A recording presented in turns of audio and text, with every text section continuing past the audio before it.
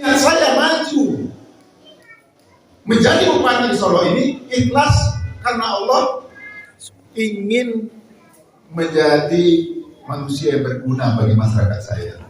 Ikhlas dalam berjuang demi kebangkitan ekonomi dan masyarakat Kabupaten Solo.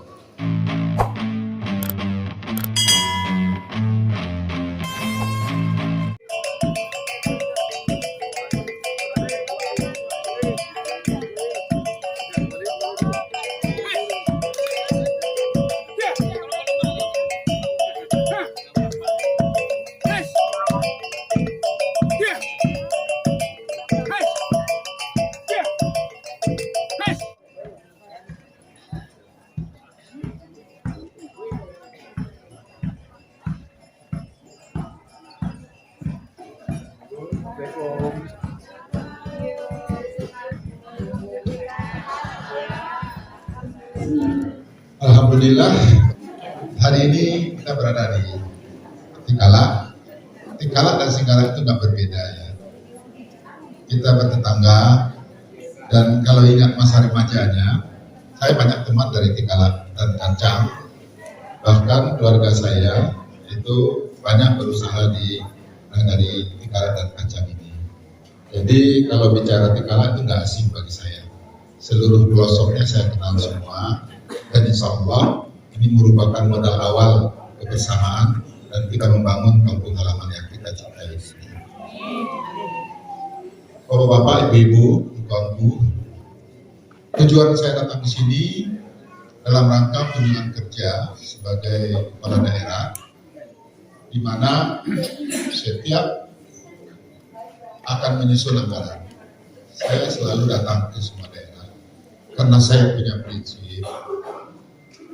saya di dalam pengatur, karena saya penanggung jawab anggaran Kabupaten Solo sekaligus sebagai pimpinan penanggung jawab seluruh kegiatan yang ada di kabupaten yang kita cintai.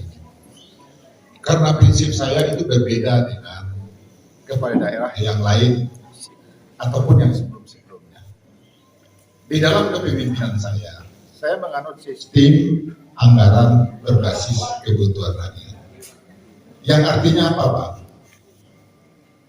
Anggaran berbasis kebutuhan rakyat adalah anggaran yang ada itu kita pergunakan, kita manfaatkan sebagaimana yang dibutuhkan dan diharapkan oleh rakyat. Berbeda dengan prinsip anggaran yang lain. Kalau anggaran yang lain, daerah lain, itu anggaran mereka anggaran berbasis kebutuhan pejabat.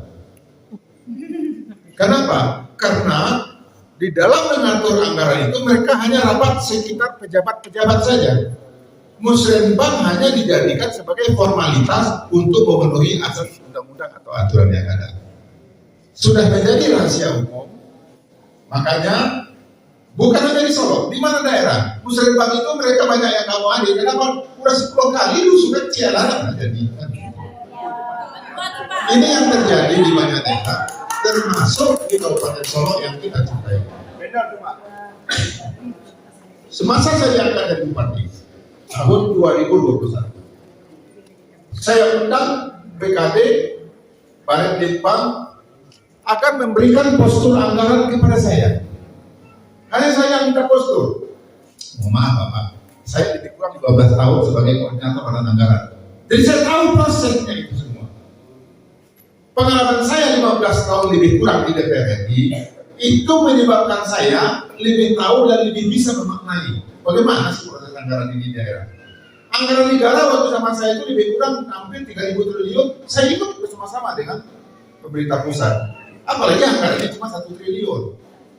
Makanya yang saya minta pertama itu adalah coba saya bilang, Bapak Kepala Dinas, baik Bapeda maupun BKD, tolong berikan postur anggaran Kabupaten Solo ini kepada saya.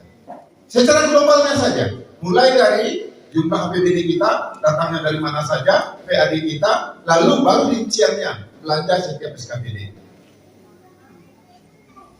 Bapak, begitu saya melihat, saya kagetnya luar biasa. Memang orang mengatakan itu marah. Saya tidak melihat yang luka itu mau marah luar biasa saya. Beginikah caranya kalian menyusun dan mengatur anggaran selama ini?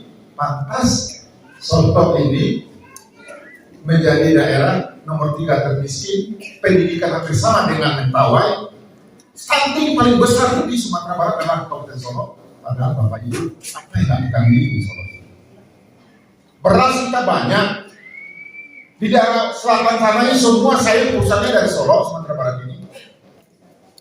Pariwisata kita bagus, kok kita jadi termiskin? Pendidikan kita kok rendah, dan juga amal saya kan stunting kok makin besar. Stunting itu, penyebab stunting itu kuncinya adalah di ekonomi. Stunting adalah tingkat pertumbuhan anak yang baru lahir itu tidak sesuai dengan kemajuan dan juga kebutuhan anak itu sendiri. Yang menyebabkan mereka itu jadi idiot, jadi bodoh, jadi pendek, dan tidak mampu bersaing pada zamannya nanti. Penyebab stunting ini satu, apa? Ya ekonomi. Kalau orang tuanya mampu, pasti dia akan membiayai kebutuhan ibu yang hamil. Yang jadi masalah kan kehidupan mereka nggak mampu, Bapak. Harusnya ibu hamil, karena dia hamil bukan dia mau makan bukan hanya untuk dirinya, tetapi adalah untuk janin yang ada di dalam kandungannya. Double harusnya, harus di situ vitaminnya, gizinya, harus masuk untuk 2 orang. Tetapi karena keterbatasan ekonomi, mereka tidak bisa memenuhi itu semua. Jadi kuncinya adalah ekonomi. Bapak-bapak, ibu-ibu yang saya kembali kepada tadi 2021. Begitu saya lihat Pak, pusing kepala saya juga. Begitu saya buka semua yang ada itu mukanya pucat itu semua. Sampai beberapa kali saya minta, tak berani mereka memberikan. Kenapa? Banyak kecurangan yang mereka lakukan. Di situ mulai keluar aslinya dari. Saya paksa mereka, Anda harus kasih kepada saya. Kalau enggak, jabatan Anda saya copot semua. Saya nonjolkan Anda semua. Karena berarti Anda kompelikok bermain melakukan sesuatu yang baik. Barang siapa yang jujur dan punya kapasitas akan saya pakai lagi. Kalau tidak, besok Anda saya habisi. Saya paksa mereka, akhirnya tidak akan bisa saya Bapak Ibu. Ini posturan. Mak, begitu saya lihat, nauzubillah min dzalik. Wajar Solo ini terbelakang, termiskin, terbodoh Sumatera Barat. Begini caranya pemerintah selama ini mengusur anggaran. Dari 1,3 triliun anggaran kita, yang dibelanjakan berdasarkan musrembang hanya 9 miliar, Bapak. Makanya saya tanya, selalu orang Solo punya pemikiran negari, kalau tidak ada anggota dewan dan negarawan, tidak ada pembangunan lapangan, betul kan? Kalau ada anggota dewan ada yang tapi cie 200 juta, 100 juta setahun kan? Padahal anggaran kita ini 1,3 triliun. Yang saya dari situ, saya panggil mereka dengan takut-takut, Pak, itu prioritas pimpinan sekian puluh miliar. Itu prioritas Bapak ini sekian miliar. Prioritas Ibu ini sedang tahu sidang rekor prioritas kita ini di rakyat loh. Bukan Bapak Ibu yang punya ini. Oh maaf ya. Nah, itulah gaya saya. Akhirnya saya bilang kalau begini ya, saya katakan bintangin semuanya.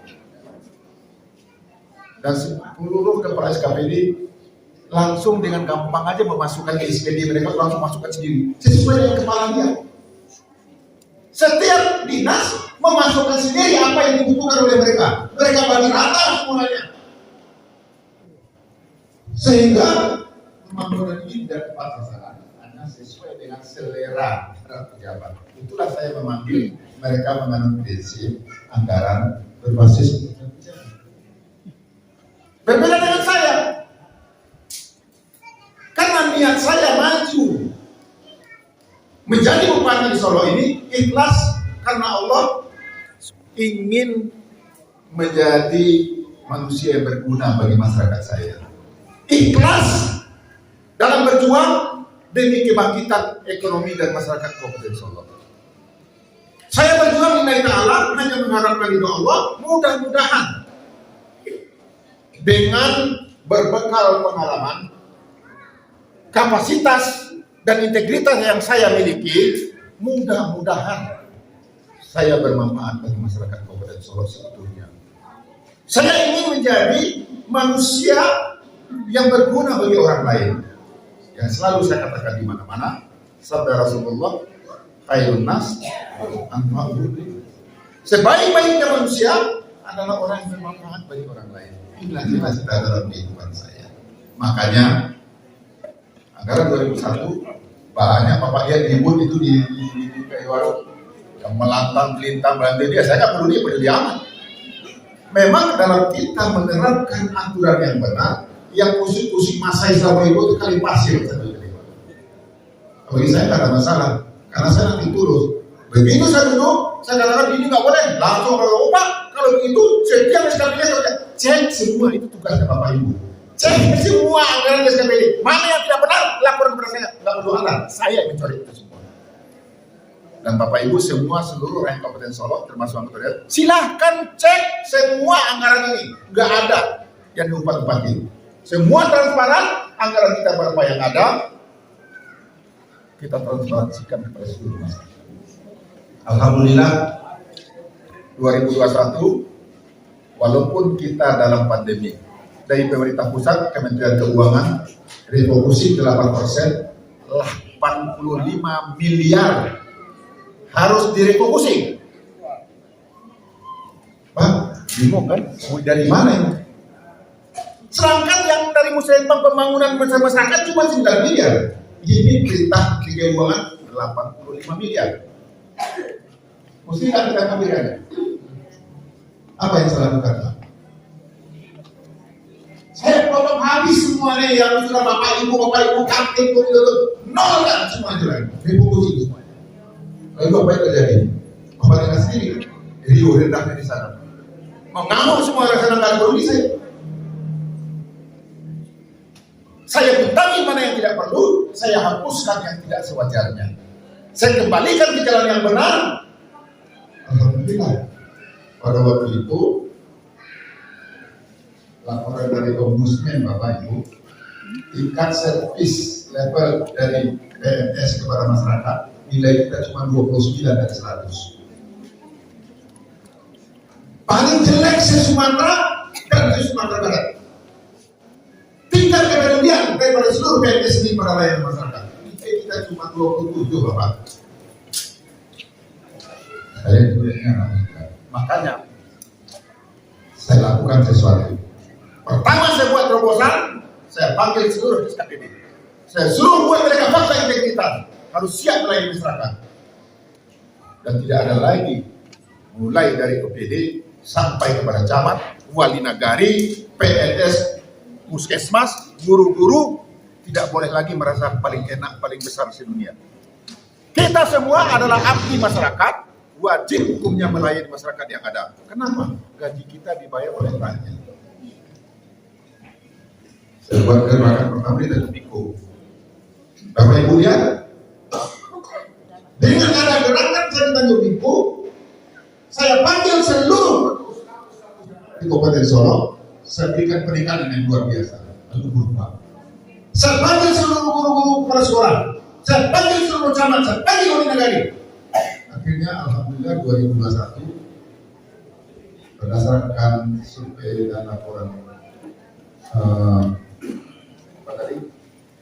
Ombudsman, nilai kita naik menjadi 69. Pembangunan mulai bergeliat di kampung halaman kita.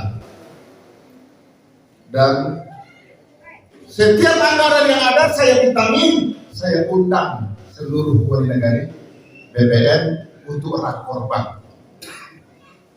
Saya panggil dinas tim PAPD 25 orang, Anda cek di sini berapa sih yang bisa dibelanjakan untuk masyarakat. Kurangi pelajaran dinas, kurangi hal-hal yang tidak perlu.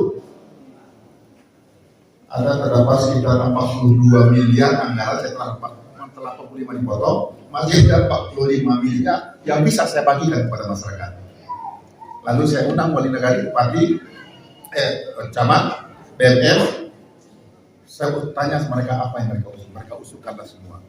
Dan saya bagikan secara proporsional di setiap nagari. Sehingga adalah kegiatan-kegiatan di nagari. Semua nagari itu adalah sama. Hidup lalu Kiabang Betawi. Insya Allah ke depan kita akan bangun sama-sama. Syaratnya satu, kita harus bersama-sama semua. Mau lagi PNS dari provokator.